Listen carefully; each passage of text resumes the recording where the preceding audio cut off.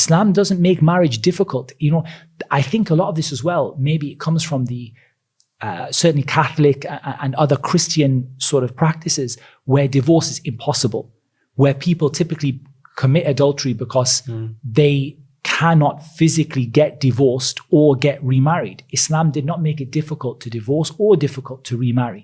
So there is really no excuse for that level of betrayal and that level of damage to the fabric of the society and the children and the wider family, and the loss of the nasab, the loss of lineage and the loss of people's honor. There really is no excuse for that when Islam made marriage so easy. Yeah. So people will see, okay, it's easy for them to get married.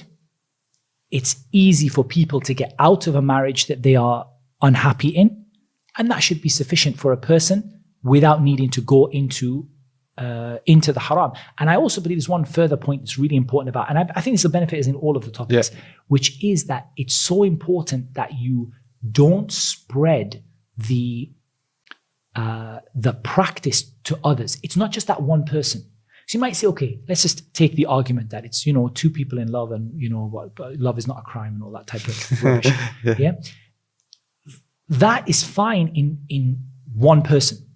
But what happens when that becomes a culture? Look now in the West. Hasn't it become now a culture? Everybody cheats on everyone. And it's become like cheating is normal, and all these kids being grown up without proper, you know, stable parenting and all these kind of problems that brings out in the society.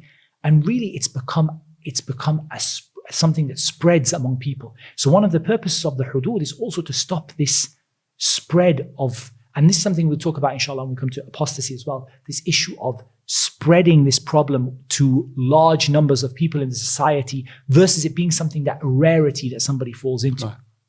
Okay.